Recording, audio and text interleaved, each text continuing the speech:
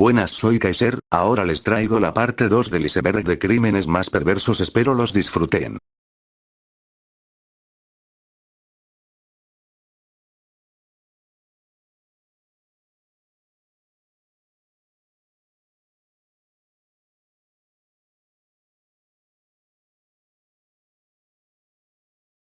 Los Jemeres Rojos es el nombre con el que fueron conocidos los miembros del Partido Comunista de Kampuchea que, tras la guerra de Vietnam, la salida de los Estados Unidos y el derrocamiento del general Lon Nol, que regía una dictadura militar desde 1970, tomó el poder el 17 de abril de 1975. Los Jemeres Rojos fueron declarados culpables de genocidio contra vietnamitas y la comunidad musulmana Cham, además de otros crímenes, incluidos asesinato, exterminación, esclavitud y tortura. Instauraron una dictadura después de la llegada al poder de Pol Pot al poder en Camboya Este, y los Jemeres Rojos instauraron una dictadura donde se persiguió a muchos opositores al régimen, mandándolos a campos de trabajo forzado, también ejecutando a diestra y siniestra a cualquier persona que Pol Pot considerara burguesa.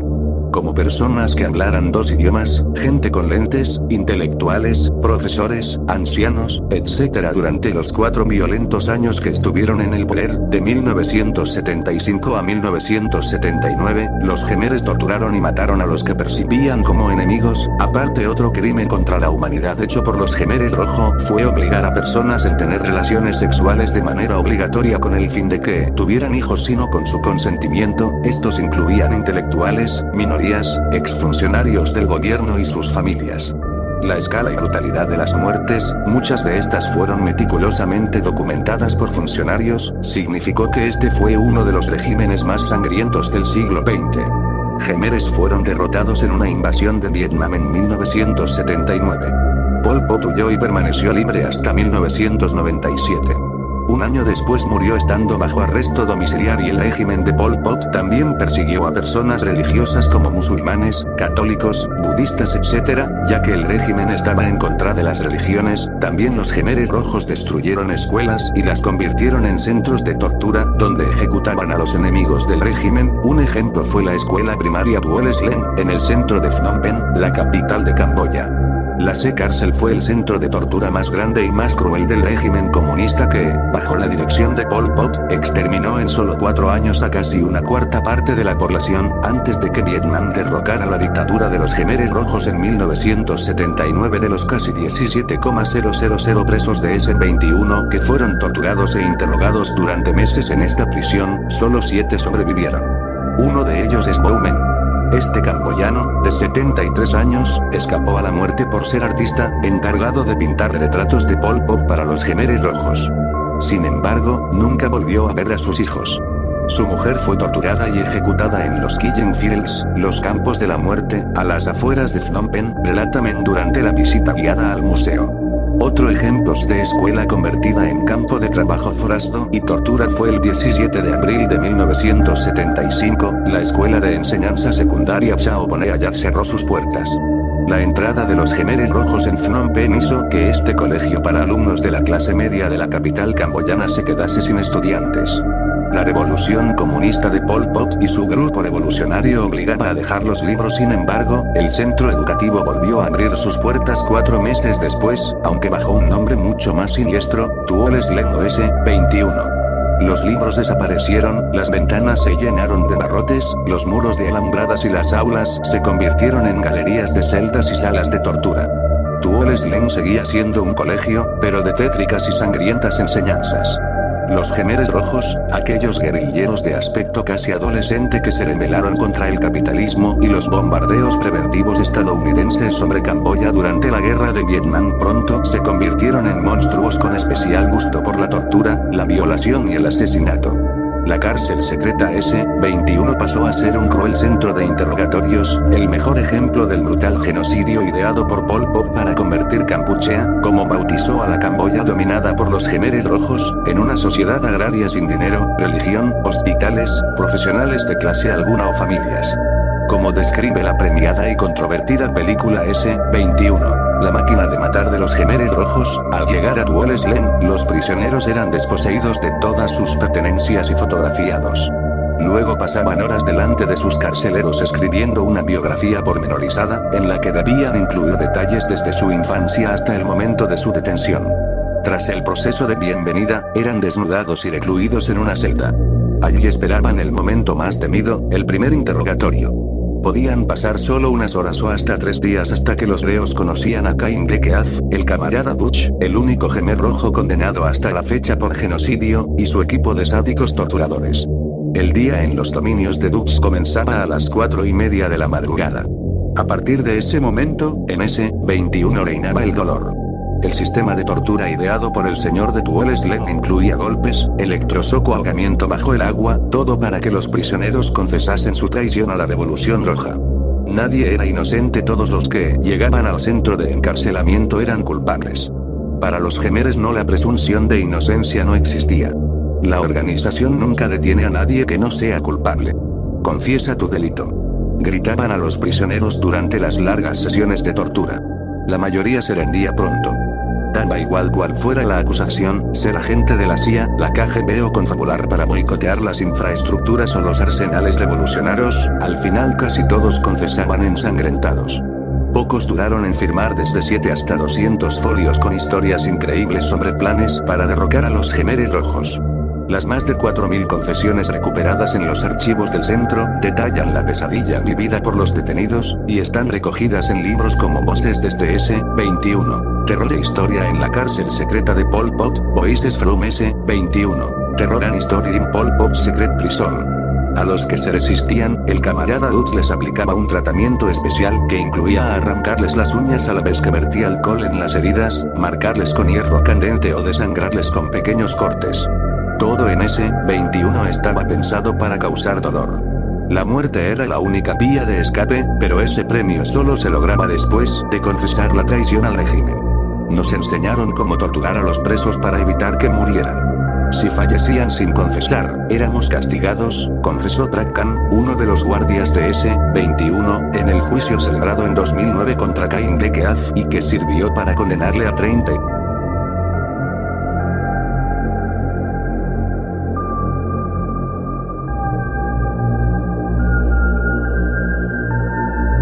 La Ustaša fue una organización terrorista nacionalista croata basada en el racismo religioso aliada del nazismo, formada en 1929 por Ante Pavelić. Se caracterizó por el uso continuado de la violencia terrorista con crueldad extrema 3 para alcanzar su fin último, la independencia de Croacia y la formación de un Estado croata, basando su política en la diferenciación racial y la supuesta supremacía étnica del pueblo croata, al que consideraban germano. 4-5 La organización, como otras formaciones nacionalistas de la época, se vio influenciada por el fascismo italiano. 3 Ustaša Un Ustaša que no puede sacar al niño del vientre de la madre con una daga, no es un buen Ustaša. Estas palabras fueron atribuidas a Ante Pavelić, el líder del movimiento fascista más cruel de la historia, que asesinó a más de 1 millón de judíos, serbios y gitanos durante la Segunda Guerra Mundial. 20 kilos de ojos humanos. El Führer Ustaša impuso leyes antijudías y antiserbias, y emprendió una persecución brutal contra estos dos pueblos con el objetivo de eliminar al menos a 1/3 de ellos, y convertir al catolicismo al resto. Los principales blancos del sadismo Ustaša fueron los sacerdotes ortodoxos, las mujeres y los niños.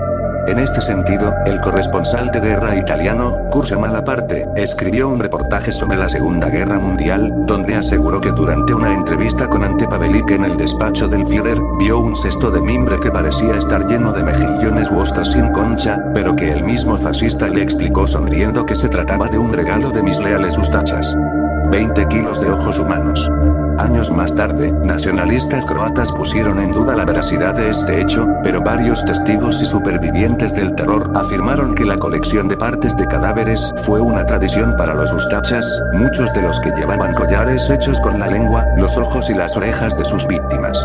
El exprisionero Jovan Jurić cuenta que en los años del régimen fascista en algunas ciudades croatas se vendían ojos de serbios. Cada unidad constaba de 30-40 ojos. Por su parte, Belisar Sesević, superviviente de la matanza en un pueblo, recuerda que los Ustašas empezaron a matar a campesinos encima de un barril, gritando que querían recoger sangre como regalo para el cumpleaños de Pavelić. Niños empalados. Fuentes históricas aseguran que entre 1941 y 1945 los ustachas construyeron al menos 25 campos de exterminio, algunos de ellos como el de Sisak o el de Jastrzębie, fueron exclusivamente para niños. No obstante, se considera que las mayores crueldades contra niños fueron cometidas en el campo de concentración de Jasenovac, donde fueron masacrados al menos 700.000 personas. En Jasenovac fueron asesinados niños de 1 a 14 años de edad. Un superviviente recuerda que los ustachas quemaron vivos a muchos niños en presencia de sus padres, mientras que a otros prefirieron ahogarlos en el río Sava, que estaba junto al campo de exterminio. El investigador Dragoje Lukic asegura que los niños en pañales fueron disparados o masacrados con hachas. Los ustachas también cometieron otra atrocidad difícil de describir. Las niñas de 12, 13 años de edad fueron violadas en presencia de sus madres. Oreskovic, un soldado ustacha, recordaría años más tarde que tuvo que asesinar a 2 niños judíos en el campo de exterminio de Pag. Luburin me ordenó que matara a un niño. Me negué a hacerlo, y él mismo le cortó la garganta para demostrarme cómo se hace. Luego yo mismo aplasté el cráneo del otro niño, después de lo cual Luburik elogió mi trabajo. Sin embargo, los ustachas no se limitaron a asesinar niños solo en campos de concentración. El historiador alemán Alfred Miller asegura que en varios pueblos cientos de niños fueron encontrados empalados con los brazos y las piernas torcidos. Así pues, en el pueblo serbio de Previglovci, los ustachas asesinaron más de 800 personas, entre ellos 296 niños menores de 14 años y 64 niños menores de 2 años. Torturas a mujeres, ancianos y sacerdotes. El historiador Karl Hans Heischer describe algunos de los métodos de tortura más empleados por los ustachas en los campos de exterminio. Antes de asesinar a los prisioneros, les metían agujas debajo de las uñas, y ponían sal en las heridas abiertas. A los ustachas les encantaba cortar las nariz y las orejas a las víctimas mientras estaban vivas. Luego mutilaban los cuerpos. Fuentes históricas afirman que los ustachas fueron especialmente crueles con las mujeres. Primero las violaban, y luego las cortaban los pechos y los brazos, mientras que a las embarazadas les abrían el vientre para sacar el bebé no nacido y matarlo. Así asesinaron a la mujer embarazada del sacerdote serbio Spaso la Bruja. Del terror ustacha ni siquiera se libraron las ancianas, a las que sacaban los ojos y enterraban vivas. En los años del régimen fascista fueron asesinados también cientos de sacerdotes serbios, así como fueron destruidas la mayoría de las iglesias ortodoxas en territorio croata. El sacerdote ciego de Kulen Bakov, Vukoslav Milanovic, fue forzado a escuchar cómo los ustachas mataban a sus hijos, mientras al sacerdote Branko Dobrosavljevic I le cortaron el brazo y luego le despellejaron. Los nazis, horrorizados por la crueldad de los asesinatos de los ustachas, nunca tuvieron la perfección técnica e industrial de los nazis alemanes, pero sus actos de crueldad superaban en ocasiones a las atrocidades del Tercer Reich. En este sentido, los mismos monstruos nazis que estaban en Croacia expresaron su horror ante el terror ustacha, al que consideraban excesivo y poco eficaz.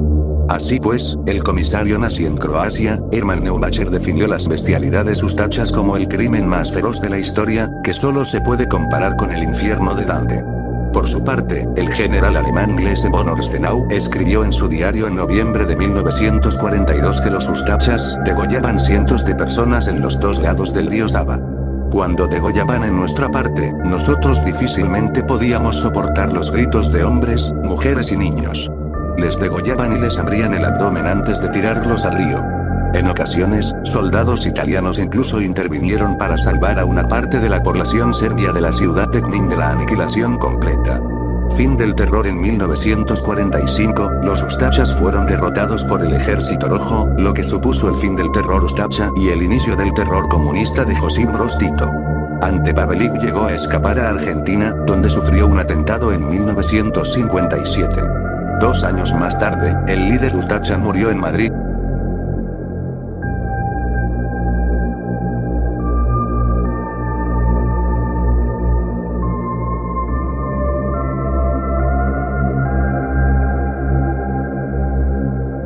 A medida que las tropas de los aliados, durante las últimas etapas de la Segunda Guerra Mundial, entraron y ocuparon Alemania, se llevaron a cabo violaciones masivas.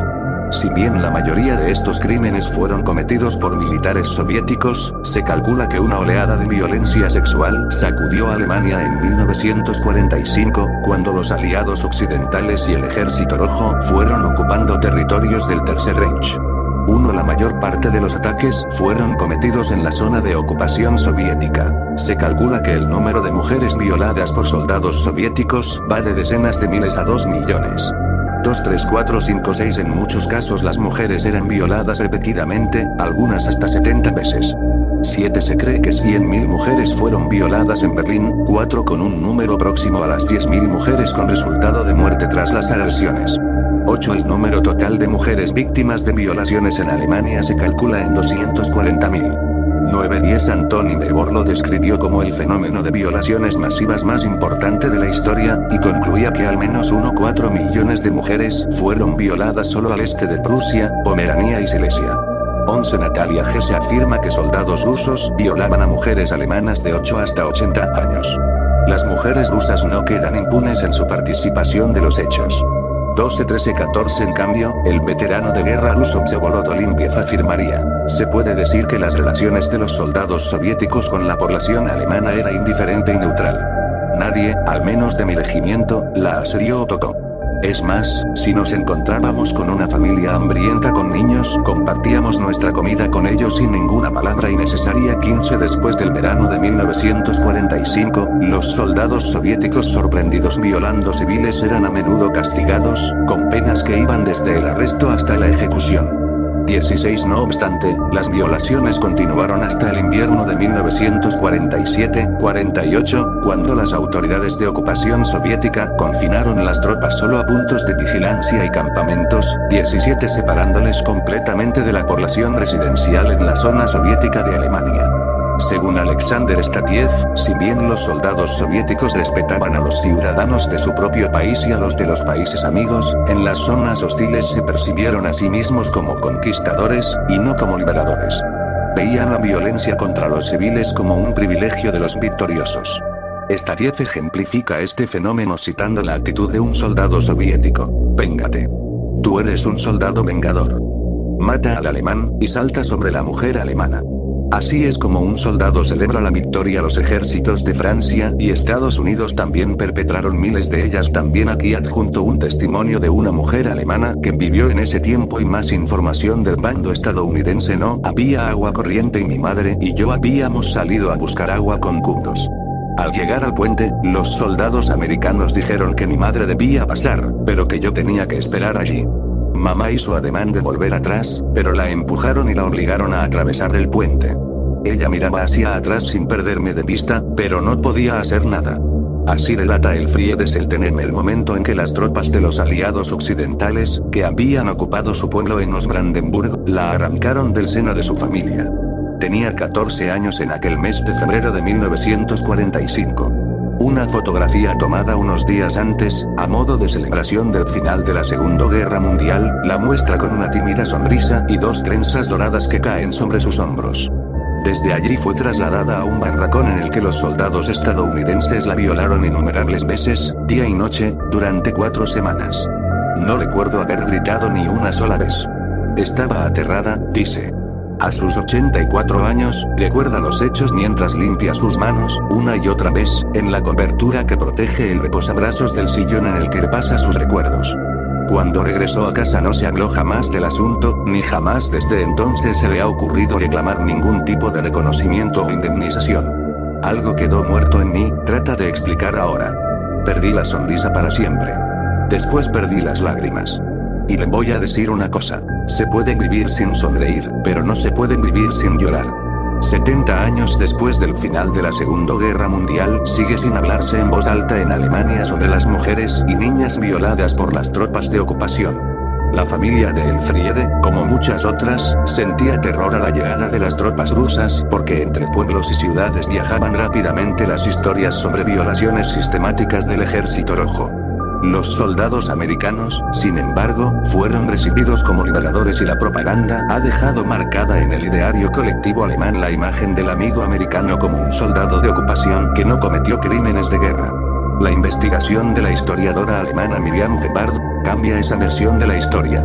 es solo el principio. Shepard, que por primera vez pone cifras a las violaciones masivas, calcula 860.000 en los meses posteriores al fin de la guerra.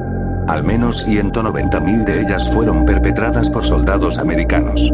Pero estas cifras son solo la punta del iceberg.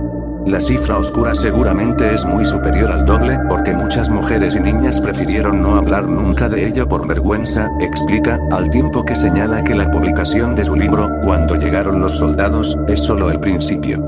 Durante la primavera de 1945 las tropas americanas tomaron uno a uno los pueblos y ciudades de Oberbayern. En la mayor parte de ellos no encontraron resistencia alguna e incluso eran recibidos con banderas americanas en las calles, de forma que se instalaban en el ayuntamiento y después los soldados pasaban casa por casa.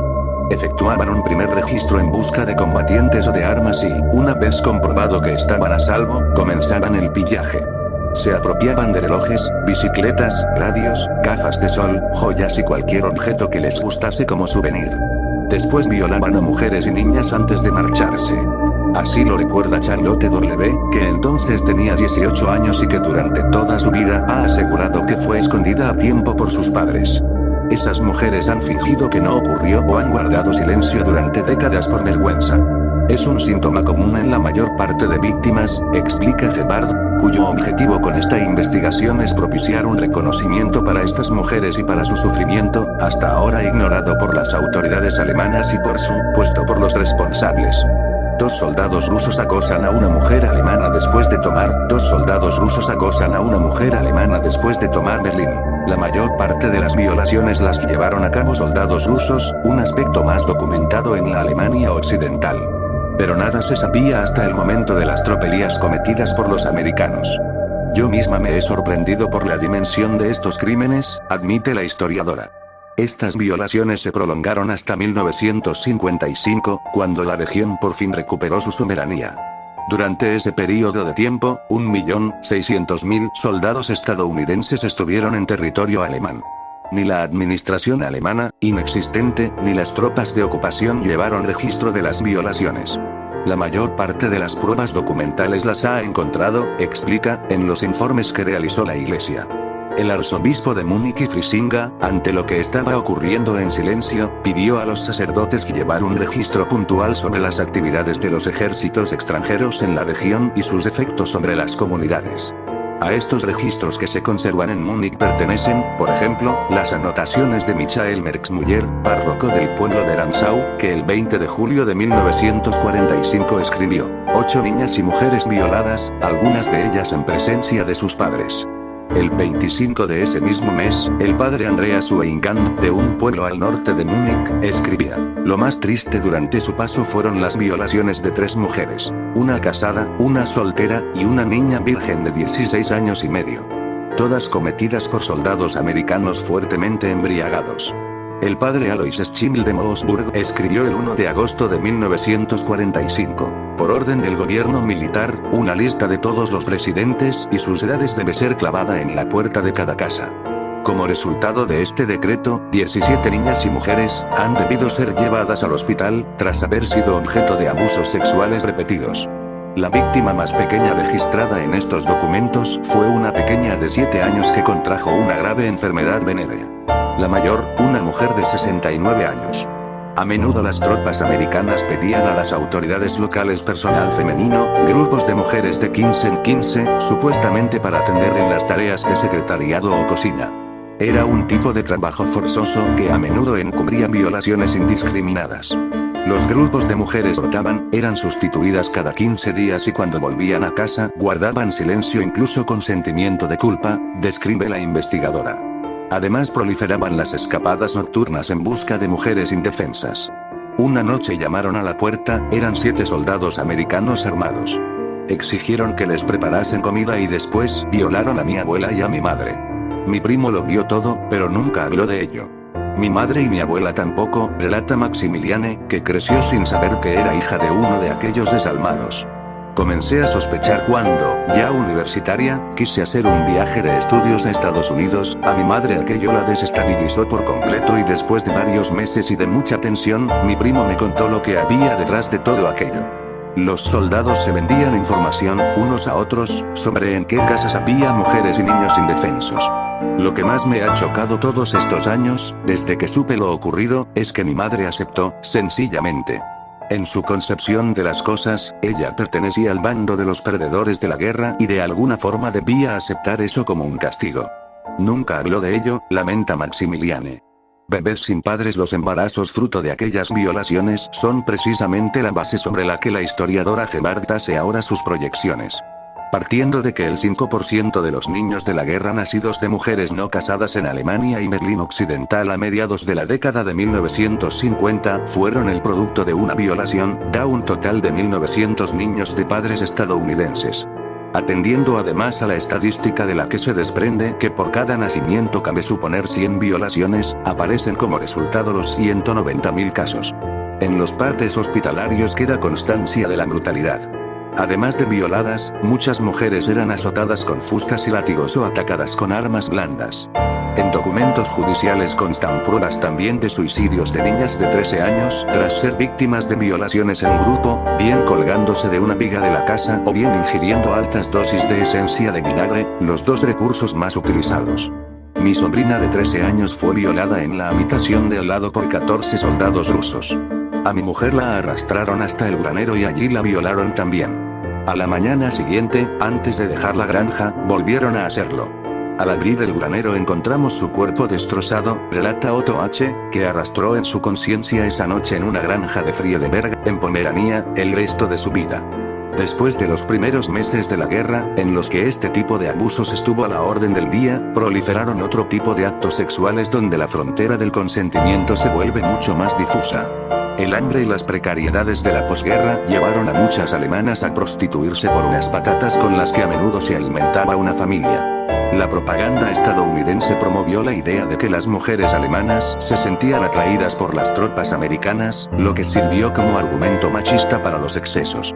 Gebhardt insiste en que el sentido de retirar el velo es la denuncia de la crueldad con la que los conflictos bélicos afectan a las mujeres, sin que ni siquiera la historia se ocupe de esclarecer esos hechos, que se pierden en el olvido y en la psicología.